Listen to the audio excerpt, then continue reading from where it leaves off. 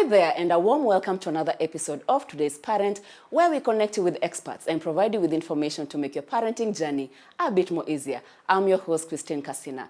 In today's episode, we are going to talk about the difficult child. Do you believe you have a difficult child? Today, we are going to share insights with you so that if there's any characteristic that then resonates with you, if there's something you can do early to curb that behavior, today is the show where you're going to learn that. In studio, we have counselor. Her name is Anastasia Kihuaga, who's going to share more insights with us. Welcome to the show. Anastasia, what a pleasure to have you. The one thing I want to ask you from the very beginning, what's the difference for a parent who's watching, and even for a parent like myself, wondering, do I have a deviant child or I have a difficult child? What's the difference? Most of the time, we may not differentiate a difficult and a deviant, but there are things that you need to notice at early stages to notice a deviant, because a deviant is a behavior whereby it's outside the normal. In like fact, picking. Even before you go to the characteristics, you've mentioned it very well, that a parent could be having a child who is hyper. Yeah. Because maybe you're 0 to 5, the different stages they go through, Yes. walking that journey with a child. Yes. How then do you tell that this is not something I need to see an expert for, it's something they're going to outgrow, compared to this is now something I need to really look into? So what is the difference when it's developmental, it's not something that you need to, look into, that a parent doesn't need to worry about? What is hyper? What I want to say is parenting is a journey. It's universal, but it varies. You don't treat a parent the same as the other one, because different personalities will raise different children. Different children are going to be, we have different children at certain levels. And now, as we talk about the difficult one, as a parent, you need to understand your child. And what I usually encourage parents is find support system, because the journey might sometimes get tougher, because you have other things that you're doing. Remember, you're not only raising a child. You are a working mother or a father. You're also in business. You're doing so much beside raising a child. Right. And remember, this child needs you. The things that the child needs, they need your support in terms of love. They need your availability, and they need your attention. Sometimes you get to miss them. And you need to notice that a hyper child, like now you'll see them jumping all over. They're all over. Right. Yes. Not that, but a different child will pick. Like now I meet something, they will go, they meet a pencil somewhere, and they pick it and keep it. That one is a deviant behavior. So you need to notice that. Okay. And you need to differentiate it from somebody who is all over. You know, the people who are hyper, they are happy-go-lucky, but there are those ones who will, if you see a child picking something, like a pen, like even a bulb, 1 shilling, going to buy a sweet, and you have not given them. That permission as well, yeah. You're raising a deviant baby, and you need to start working on that. Take attention and start working on that behavior at quite early, because as the child grows, they advance in stages, as you said, 0 to 5, that's the formative. So something is being formed. And What is being formed? An imprint of something, a behavior is being formed. And a behavior, we say in psychology, that it's formed in 21 days. So learning that behavior, it's quite difficult.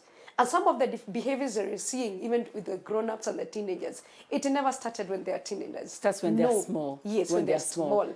And most of the time, because of the absenteeism of us parents, we get to leave our children with our homemakers and home managers.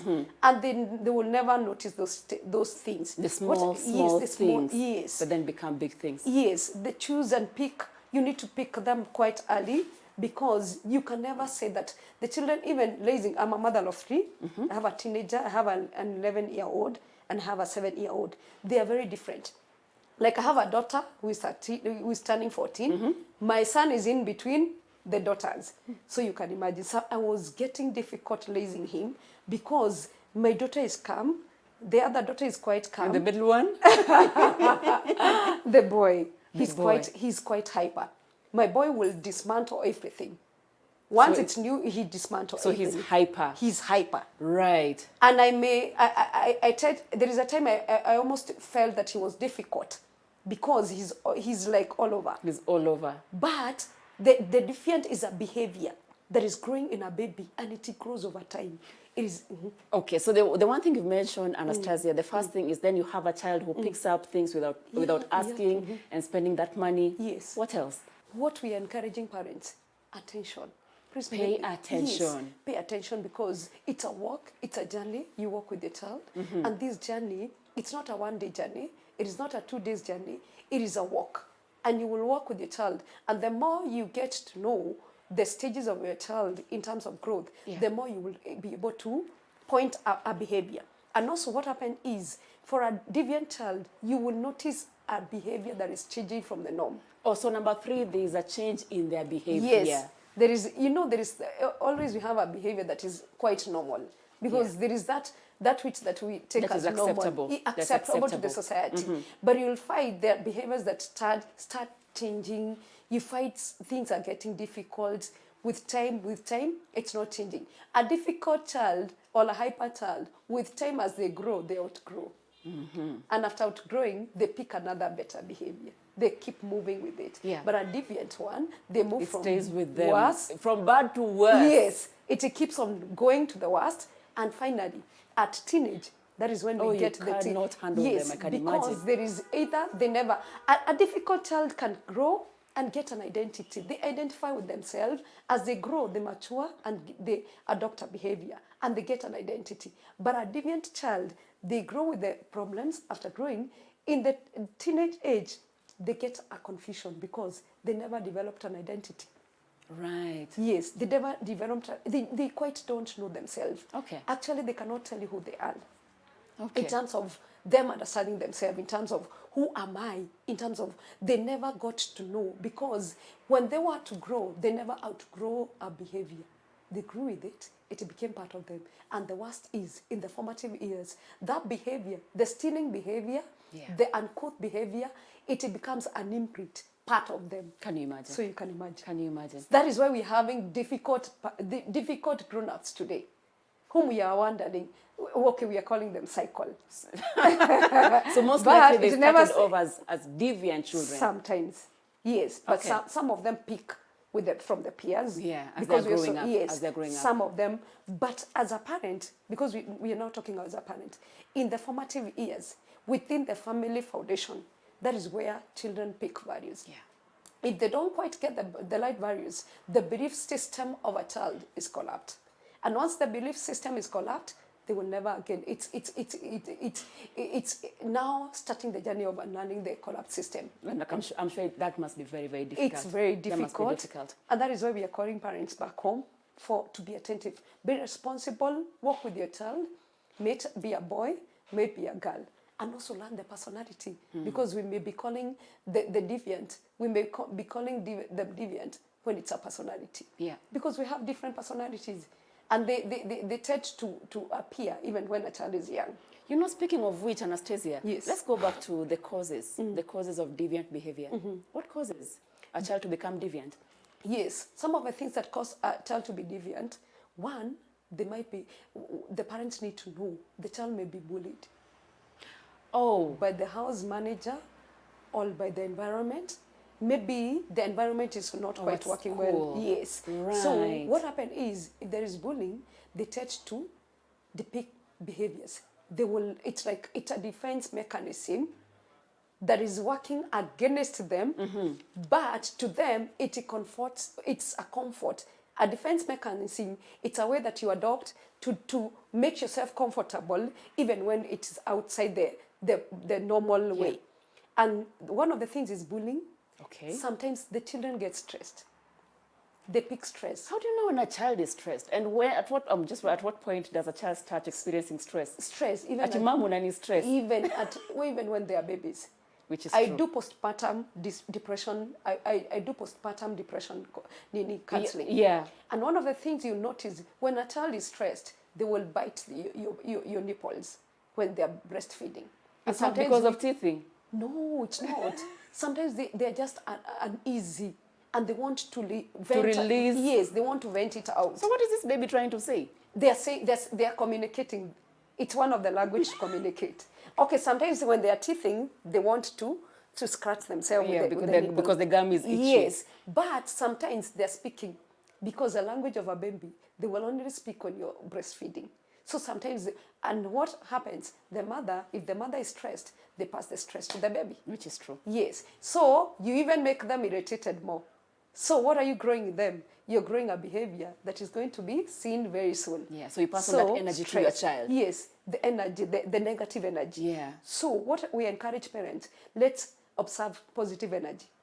Let's work on the positive energy. And positive energy is whereby you pick things, like I'm liking this room. There is a lot of good things, like when the energy is too much, give them a doll to go play with it, Okay. or something, just to ease the energy. Okay. And work on the positive energy. So Right. stress is picked by the So you've talked about bullying, Yes, stress, yes. and which other one can you think of? You can also make the child become deviant by, like now, name calling them, like now, blame shifting. Right. Yes. So your I've told child you I have become a what you call them. Yes.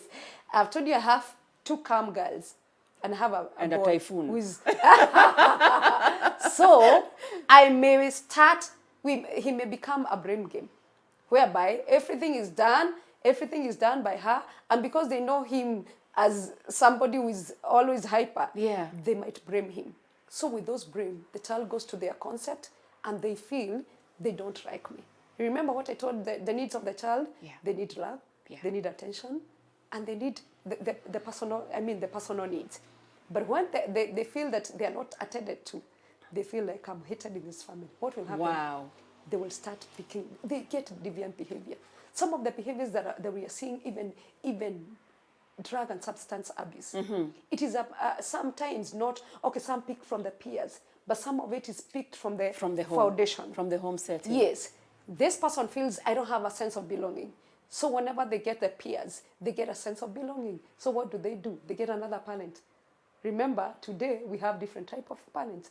One in the digital. You know, TV is a parent. A peer can also become parent. Very true. So this behavior, they might pick them because there was a behavior that was picked. They felt that they don't belong, and because they don't quite belong. So by the time they're in teenage, they pick another social peer whereby they belong somewhere. And that belonging, they can pick deviant behaviors and they adopt them. That is a way they're communicating. By the way, some of the social media things that we are seeing, even the photos, they are communicating. And that is how the stress that was picked, a child can even, the cool one, the personality one, they can kill themselves. They become suicidal and homicidal. So you see, at the foundation, as parents, we need to pick those things. And we need to differentiate between being a difficult child and a deviant child. Yes, and how do you outgrow them? So outgrowing them, it's you understanding. Because right now, if your child is stressed, how do you pick stress from your child? And unless you have you're attentive, unless you'll see the changes. You know, there are those physical changes. Yeah. We have social changes and emotional changes in a child as they grow. And the emotional one, it's never picked. Most of the time as parents, we don't pick the emotional well-being of a child. And most of the time, we find almost it's being destructive without us knowing. And most of the time, I'm sorry to say, parents, we destroy our children because we project our feeling to them. Wow. They want to be heard. Also not giving them space. So what we're going to do, we are going to take a short break, and then when we come back, we'll share more pointers with the parents. And then if somebody has, a deviant child, this will be the point where you share the pointers with them. Okay. We'll be right back. Okay.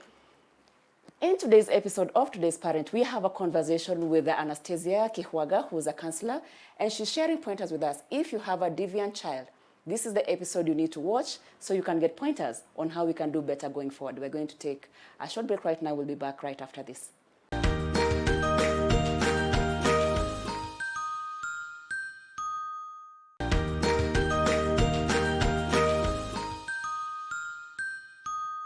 Welcome back to today's episode of Today's Parent, where we are talking about the difficult child. In studio today, we have Anastasia, who's a counselor, sharing with us insights of what it means to have a difficult child and the interventions at this point she's going to share that we can do as parents and where we need professionals to then plug in and get professional help. Anastasia, as we're coming in from the break, there's a question that has come in from one of our viewers. Her name is Karen, and her question is, a friend was telling her, mtoto wako ako na kichwa ngumu. But when she looks at her child is 4. She feels, my child is fine. So how do you differentiate when your child is being a kichwa ngumu and your child is just being a child? I think we'll go back to the same what we are saying about the difficulty, the hyper, just or the child just being the child. Let the child be, because sometimes you put a label on a child which is not right. Yeah. I feel that one. Okay, I don't know the parents, but I feel that is a label, and her as a mother of the child, they should untag that label. Let the child not be labeled as a different. Why? Because people can label you. They can name call the child, and they may end up spoiling the child. In the name of the child's trying to fight his or her way back, they may be defiant in the head. So as a parent, please be sure to always affirm your child. Support them. So affirming your child is very, very important. Affirm them. Because sometimes, there are family cultures which are very different. Somebody may visit my house. My house, I have allowed my children to play games and do everything, even whatever they do, even jumping all over. But there are families whereby their culture is, you're quiet. You're calm, cool, collected. And most of the time, people want you to, Christine, you want me to behave the way you are. I cannot be Christine. Yeah. I'm always Anastasia. Yeah. So even in different family cultures, it's different. Yes, it's different. It's different. And the environment is different. A baby who is being born and raised in Eastrad is different. Another one from Karen or Westrad. Please, they cannot be the same. And I'm not saying that they're deviant, but there is that environment has an effect on their behavior. The personalities of the parents have a role to play. Okay. So all those things comes to into play. So you as a mother or a father, you're the one to affirm this child and let them not be name called, because that one is happening quite a lot from the other people. That your child is difficult. Yes, labeling in the schools, whereby the teachers, because of being not knowing or knowing, or just not being ignorant, they may label your child as a difficult or deviant, which is not right. It's only that we are not allowing our children space to be. In the long term, does it ever work to be an authoritarian parent? We have authoritarian parents, but it doesn't quite work out. Eventually we will rebel. Yes. Most of us do. Most of the authoritarians, we raise rebels. Because they are growing up with a way of saying, whenever I'll be big enough, I'll fight back my space. Right. So, and they will fight back in a way that they are drawing your attention. And by the time they are drawing your attention, they may be drawing your attention in drugs and substance abuse. They may be doing quite a horrible thing, like entering into cultures that are quite defiant. Drugs and that kind of thing. Whatever. They want to be heard. They want to do something that they want to be noticed. And as you are saying, as a parent, now that we are coming into the deviant, the behavior can be minimized at a ground level. Speaking of which, what interventions would you then propose that can be done? Let's start with the home or the home ground. Yes. What ground? What can a mom, a dad do if you have a deviant child? Support your children. Support. Remember, it's your child. Yeah, it's my son, it's my daughter. The support is whereby listen to them. Because as you have heard, the way I was saying, that parenting, the deviant behavior can be built from stress, can be built from being bullied. Maybe there is a lot of work in school. So, grades. These days we talk of grades. We don't talk about how is he doing. And what is your there feelings stress in school? Does it even occur these days that the feelings should be heard? Feelings should be heard. Speaking of which, let's demystify it. Yes. Because your qualifications gives you leeway to tell us as parents, because they know when we bring our children to you, they're able to talk to you somehow. What tip can you share with us parents of how we can hone our listening skills? Because we keep saying we need to listen to our children. How can you define listening? Does it mean when your child is speaking, give them that 5-10 minutes of without interruption? What does listening mean? Listening is quite wide. You listen to somebody's feeling. Listening to their feelings. Yes. How? Listen. You watch them. Okay. When they're venting out the emotional part of it, listen to their emotions. Listen. That's a deep one. That's a deep one. Remain calm even when it's difficult. And how do you do that as a parent? You just remain calm. That is hard. You know, that's very hard for most It's a parents. nut that you have to perfect. Right. It's a nut, and that is why I said parenting is not a one day. It's a gradual process. You keep growing. I usually find myself that I'm not yet mature in terms of parenting. Yeah. I am growing every day. Yes. Experiences make you a parent. The normal circumstances, I mean, the world today is making you a parent today. Yes. So active listening So active listening is important. is giving an ear, a hearing ear, and also not reacting to the hearing, but being proactive. You just keep calm, cool, and then act when it's necessary. For many mothers who are watching right now, we have a certain face.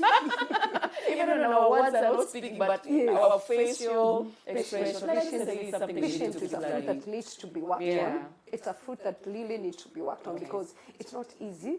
I usually ask myself, I want to be listened to. Do I listen to others?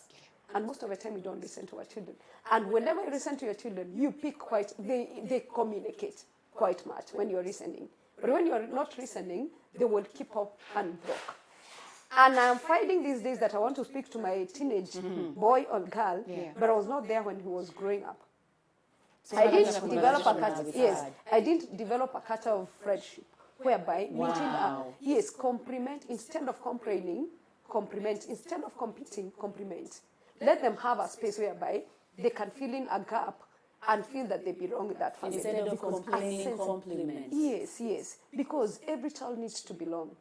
And when they don't belong, they will look for somewhere to belong. All right, Anastasia, before we run out of time, I know it's very important for you at this point in time to share the interventions that we can then put in place at home, and if there's any professional intervention that you can recommend. Okay, one of the things I want the parents to intervene in a deviant, please develop a support system. What kind of support system? Support system whereby, as a family, support the boy or the girl in case you notice their behaviors that are not working well.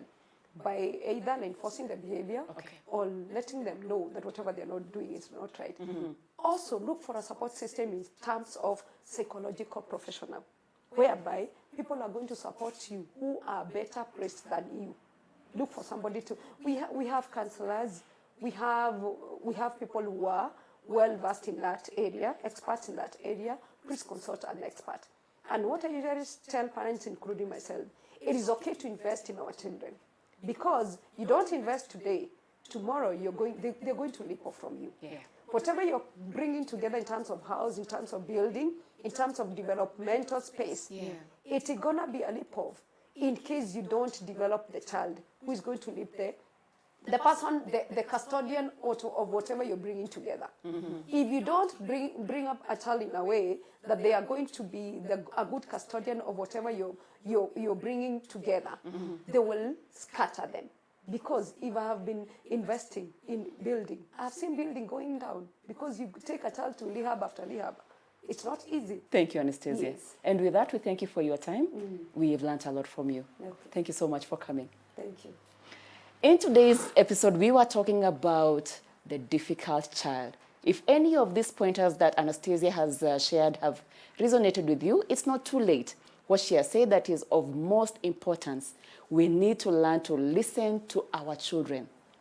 Listen, let them speak, pick up on those vibes that they're trying to communicate so we can see how we can nip these behaviors at the bud.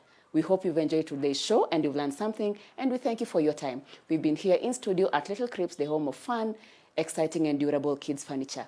If you're looking for parenting resources, go to www.supermamas.co.ke, where you'll get more pointers on how you can become a better parent, the parent of today. We thank you for your time once again, and we look forward to having you next time. Thank you for watching.